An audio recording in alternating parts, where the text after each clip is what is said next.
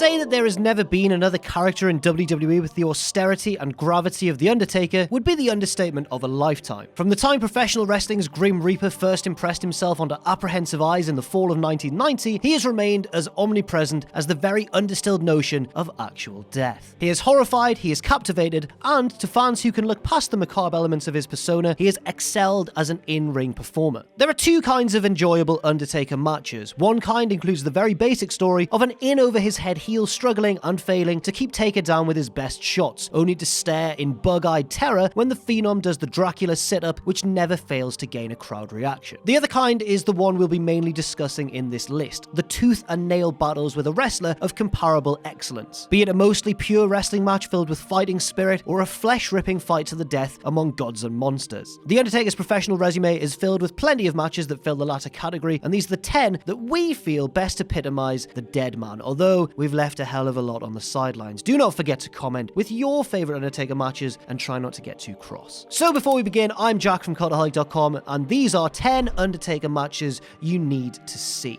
Join us. Number 10, Undertaker vs Triple H, WrestleMania 27. You'll be hearing the word WrestleMania throughout this list, and for good reason. As he moved into his 40s, Undertaker's status as a special attraction made his matches on the grandest stage of them all the more special, especially between 2007 and 2013. Some may give praise to the end of an era Hell in a Cell match 1 year later, which is still great, but maybe not as great as this bout. There was plenty of real drama in watching Undertaker's mortality be addressed in a way that had never been done, without resorting to the theft of Paul Bearer's urn or some other over-the-top act of villainy. In this case, Triple H bludgeoned and pulverized Undertaker with determined focus, giving fans a glimpse of Undertaker teetering on the brink. It was a match where kickouts surprised even the most jaded of viewers because of how Undertaker was selling this unholy beatdown. Ultimately, the dead man prevailed, but man, was each passing minute absolutely heart-pounding. Number 9, Undertaker vs CM Punk, WrestleMania 29. Few would have guessed that this would be Punk's last WrestleMania match, while even fewer would have guessed that Undertaker's win would be the cutoff point for his legendary winning streak.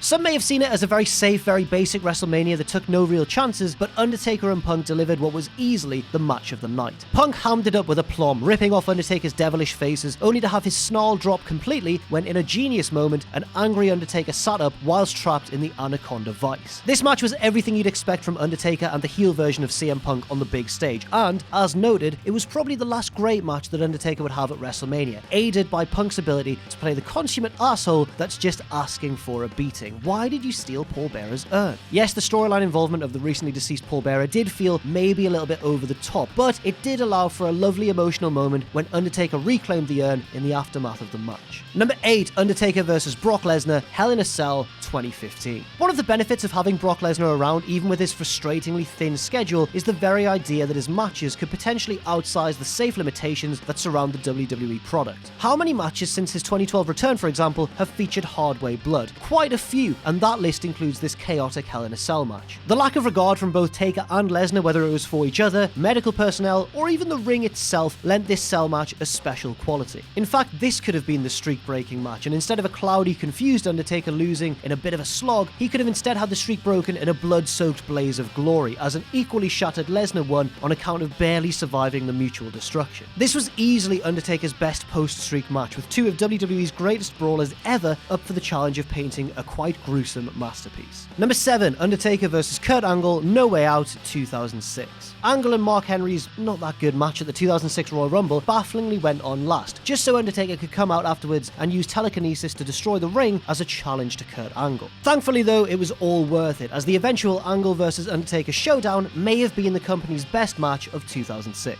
This bout feels like it's in two parts. The first half sees two Attitude Era veterans brawling in and out of the ring with the sort of untethered aggression befitting of WWE's main event style. The latter portion sees Undertaker matching Angle hold for hold, counter for counter, in a submission-based battle of wills. Like one of those 8-minute Metallica songs that starts off hurtling down one road before deftly switching into a different groove altogether, Angle and Undertaker produced a sadly overlooked gem that had major influence on submission-oriented main events of WWE's future. Number 6, Undertaker vs Bret Hart, One Night Only. There's something really cool about seeing a performer go outside their norm, like a hard rocker playing an acoustic set or a comic actor taking on a darker role. For 7 years, The Undertaker had played in WWE a punishing brawler that rarely opened up his moveset. He didn't have to, of course, because he's The Undertaker, and Undertaker is here to maim and destroy, not earn style points and purist rave reviews. However, much of the One Night Only pay-per-view saw WWE's performance performers display a little more science and a little more technical skill, and The Undertaker was no exception. His title match against Bret Hart saw Undertaker dip into some rarely used moves, i.e. the Heart Punch, his old mean Mark Callis finisher. He also weaved in a little more psychology and a little more selling than was his typical style. As a result, Hart and Undertaker crafted a technical masterpiece long before Undertaker was ever viewed as capable of holding his own in an epic match free from gimmickry. If you've never seen it, Undertaker fan or not, you owe yourself the pleasure.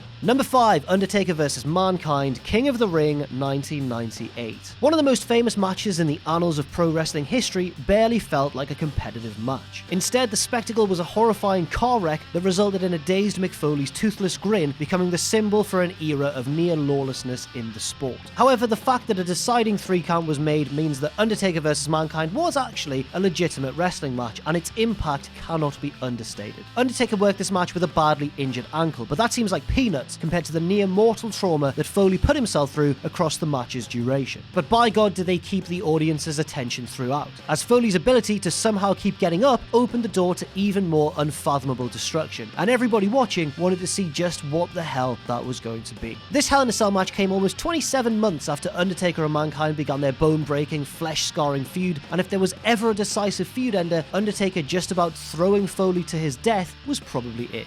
Number 4, Undertaker vs. Brock Lesnar, No Mercy 2002. As great as a 50-year-old Undertaker looked in his 2015 cell-based brawl with the 38-year-old Lesnar, that match was a few degrees off the best trip through hell that the two took together. Almost 13 years to the day earlier, Undertaker and Lesnar waged war for Brock's WWE Championship inside the very same structure, with the violence ramped up to an even greater extreme. As far as WWE's sickest bloodbaths go, Undertaker's loss of Crimson on this night certainly makes it qualify. This story was supposed to center on Undertaker's kayfabe broken hand, but that was cast as secondary the second that Undertaker began bleeding. And he didn't stop bleeding either. Long after the cut was opened and his face was caked with blood, Undertaker turned stomachs everywhere when he bled into Lesnar's open mouth at one late point of the match. It would probably be the greatest match that Taker would ever have against someone that matched up with him on a physically primal level, as the two credibly beat one another into near oblivion, while keeping fans invested in the outcome as well. Undertaker's valiant warrior effort and Lesnar's unmatched fury made for a beautiful disaster. Certainly, it was Biker Taker's best match. Number 3, Undertaker vs. Shawn Michaels, WrestleMania 26. Now, Undertaker and Shawn Michaels have had plenty of great matches together, and in our eyes, this is just about there, but time constraints that night slightly rushed it. It's still a classic though, by any fair measurement. In fact, the ending alone justifies its number 3 place on this list, as Undertaker hums and haws about polishing off the career of a man he once intensely hated but eventually grew to respect. The climax is a little bit bittersweet, seeing as how an unparalleled talent like Michaels didn't quite stick to his guns and stay retired, but instead returned for